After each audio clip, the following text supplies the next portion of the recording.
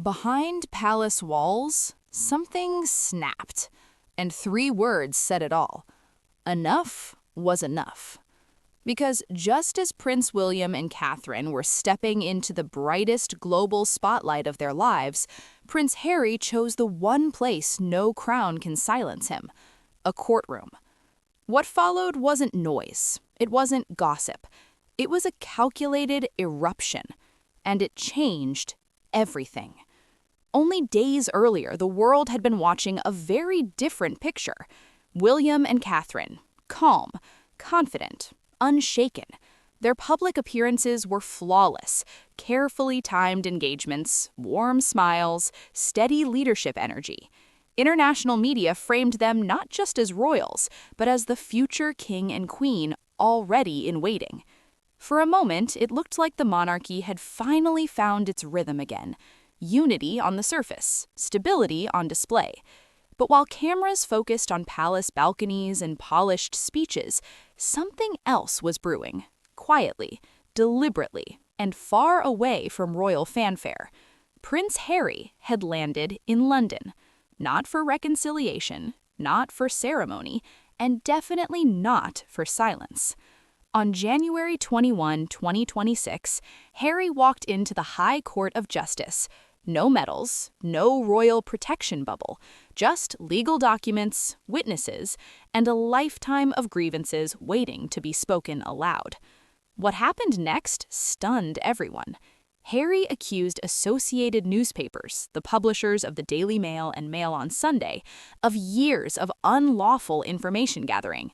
Not mistakes, not overzealous journalism, but deliberate, systematic invasions of privacy.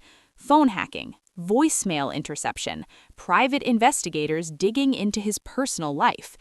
And then came the line that froze the room. He told the court that the British press had made Meghan Markle's life an absolute misery. Not a soundbite, not a headline grab, a sworn statement. Behind the carefully chosen words was something raw. Observers noted it immediately. This wasn't a prince playing victim. This was a man recounting damage that never healed. What the world didn't see on palace balconies, Harry was laying bare under oath. Little did the palace know, this testimony would rip attention away from royal engagements faster than any scandal ever could. Because while William and Catherine were projecting continuity, Harry was exposing consequence, and the contrast was impossible to ignore. For years, Harry has argued that the British press didn't just report on his life, they shaped it. That stories weren't leaked by friends or family, but extracted through methods most people associate with criminal investigations, not newspapers. In court, he rejected the long-standing claim that his inner circle betrayed him. Instead, he pointed the finger outward, at an industry he believes profited from his pain. Behind closed doors, something else was happening. This wasn't just a lawsuit, it was a collision of 2 royal paths.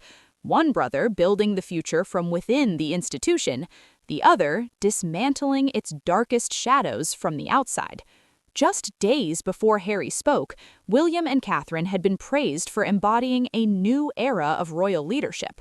Their appearances were framed as proof that the monarchy was evolving, calmer, modern, uncontroversial. Then, Harry reminded the world why evolution was necessary in the first place. What appeared to be a legal case suddenly became a moral confrontation, and a timing? Unavoidable.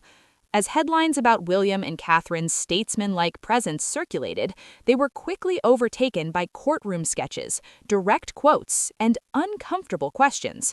Was the monarchy truly moving forward, or simply covering old wounds with polished smiles? But the truth is far more complicated, because Harry's actions have never existed in a vacuum. This lawsuit is part of a broader legal war he has waged against the British tabloid press for years. Previous cases, previous settlements, previous warnings. But this time, Harry wasn't settling quietly. He was testifying. And testimony changes things. It forces facts into the open. It puts power structures under oath. And it removes the protection of silence. Behind the scenes, commentators began asking the question few wanted to say out loud. Was this Harry's way of reclaiming relevance just as William and Catherine stepped fully into theirs? Some critics believe so.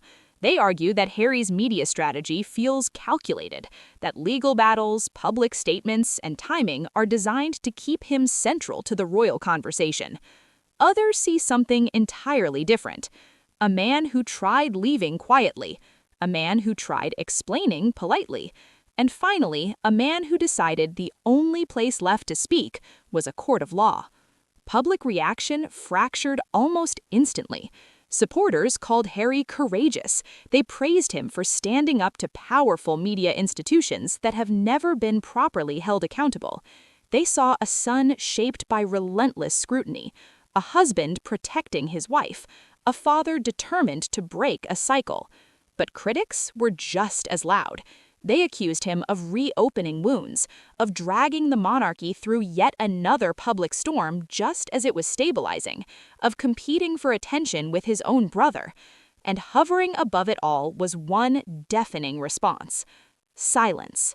No joint palace statement, no rebuttal, no carefully worded clarification. William and Catherine carried on with their duties, projecting calm as headlines swirled around Harry's testimony. And that silence said more than any denial ever could. Because silence, in royal terms, is strategy. It's control. But here's the twist no one expected. Despite all efforts to keep the focus forward, the narrative shifted anyway. Because nothing disrupts polished power like unfiltered truth. Harry didn't need a balcony. He didn't need a crown. He needed a microphone and a judge.